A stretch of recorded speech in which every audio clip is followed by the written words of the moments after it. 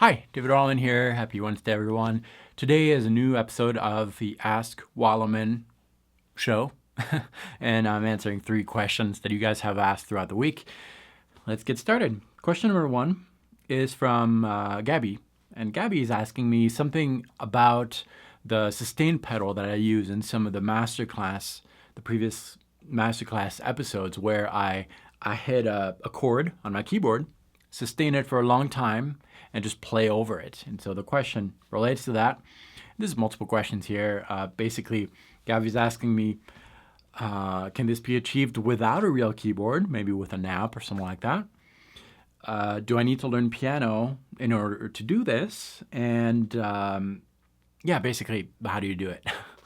Very simple. First of all, you don't need any piano knowledge, but in order to do this, you probably can find some apps, although I'm not quite sure which apps are out there. I'm sure there's something on the iPad that you can use for that or any other computer application. But the way that I do it is basically I've got my audio interface to which is connected my MIDI keyboard. And the sounds that you're hearing when I play a note are from, in this case, Logic Pro 10, which is my digital audio workstation of choice, the software that I use to record my music. But this can be anything you have, really. GarageBand if you're on Mac, Logic also. On PC, there's a lot of other options. Reaper is one of them. It's very affordable. There's a lot of different options out there. And you need a software instrument, which is usually an application, a software. Not usually, it's always. A software instrument is always a software application that is going to generate all the sounds, the MIDI sounds. In this case, Logic Pro 10 comes with a lot of sounds built in, and those are the sounds that I'm using. And to the MIDI controller, I have a sustain pedal that is plugged in. It's right below here. And whenever I press that, that's going to sustain the chord for as long as I want. So it's foot controlled, which is very convenient. I play a chord, and I just play over it. For the master classes that I've done, most of those chords were not generated from theory knowledge. I just hit a few notes and try to find something that would work over it, using your ear, which is very important. A lot more important than knowing theory, I think. Theory should come after. Using your ear is, if you have to do one thing, and one thing only, it's your ear. Anything else is going to help you, but without the ear, at some point you're going to be limited and stuck. That's what I use, a sustain pedal, which honestly, it's an old sustain pedal that I had from a different keyboard years ago, and I just hooked it into the sustain input of my MIDI controller, and it just worked. So very easy to do. That's how it works, and you can rewatch those masterclass videos, and now you'll understand that my foot is actually pressing that button. As long as my foot is on the controller, that chord is going to last, and whenever I don't want it to last, boop, I'll lift my foot, the chord's gone. So that's how it's done. It's very convenient, and I love working like that. Next question is from Will Bryant. Thank you for contributing to this episode, Will. So here's the comment to the question. What I'm struggling with is writing. You seem to be pretty good at writing, considering how awesome Evolving Seeds of Glory is. Thank you very much. Really appreciate that. How do you write more interesting chord progressions and then write more interesting solos over them?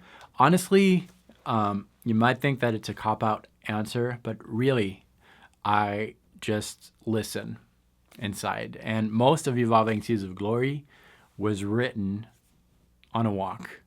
At the time I wrote this, that was back in France, and I had talked about it previously, but was going through a hard time, and I would take prayer walks, just walk and just pray for an hour every night, and the answer to the prayers often came in form of a song, and the song would repeat themselves every night, so I knew it was not, something that I should forget, and I kind of heard the whole music before writing it. I'd hear a piece here and there, and then the next day it would Evolving Seeds of Glory, that's where it kind of comes from. It was on those walks. All that to say that How do I write more interesting things? Just by listening with no instrument. If I have an instrument, what I write could be cool maybe, but it's going to be very guitar orientated or keyboard orientated. It's going to be influenced by the technical aspect of whatever instrument I use. However, if I just write with no physical objects around, the music is going to be generated by maybe some past experiences, maybe some influences are going to come from what I listen to, but there's a better chance if I do it without an instrument that the music is going to be inspired by, for me, the divine. That's how I wrote, really, just with nothing. And if you have an idea, even if it's generated by the instrument, I would recommend you record that little piece and let it go. And then the next day, leave it for 24 hours or whatever, come back to it with no guitar in your hand, listen to what you recorded, and imagine what comes next. Imagine internally with your ears. Your ears are really going to help you. Your inner ear is going to help you develop something interesting that is not generated by your technical knowledge. Then you try to figure out how to play it on your instrument. But first, it comes from inside. Learn how to compose inside. That's my tip. That seems to be the most fulfilling to me, to do it that way. And finally, question number 3 is from Albert Handehoij. Sorry, I mispronounced that. Thank you for asking this question. Here it is. This has to do with the Locrian Mode. This question is for relating to an old video that I did. The video is called Playing Modal the Easy Way. So you can look for that one on my channel. Here it is. Although you've explained the Locrian Mode very well, you kind of lost me in the video at about 3 minutes and onward. Over what chords should I play this mode to keep its character? Well, here's the deal. When you're using a mode and you want to find a chord that really fits that mode, there's really, I think, 2 main pieces of musical information that you need to put into that chord. The first one is going to tell the listener the nature of the chord. Is it a major chord or a minor chord? That has to do with a third. Major third, major chord, minor chord. And then there's a second piece of information, and that's the characteristic note or notes of the mode you're dealing with. If you only use the nature of the chord, major, minor, well, that's going to eliminate a lot of other modes. So if you're playing a minor chord, that eliminates all the major modes. But still, there's a lot of minor modes. A lot. You can actually make up your own modes or scales. That's where you need to pinpoint the characteristic note, the note that combined with the nature of the chord will give the listener the absolute indication that this is that particular mode.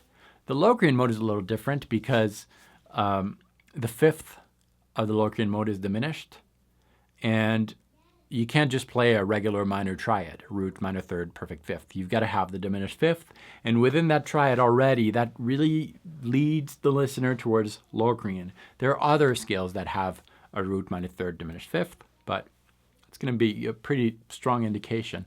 But in this case, to answer simply, the 4-note chord you'd use is minor 7, flat 5. Some people refer to that as the half diminished chord. It has a root, a minor third, a diminished fifth, and a minor 7th. Not the diminished chord. The diminished chord is different. The diminished chord has a root, minor third, diminished fifth, and diminished 7th, which is even lower than the minor 7th. Okay.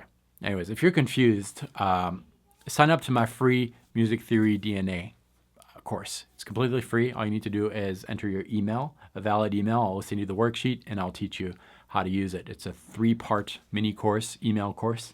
And at the end, I'll tell you about the big course. You can do that by just visiting guitarinfusion.com.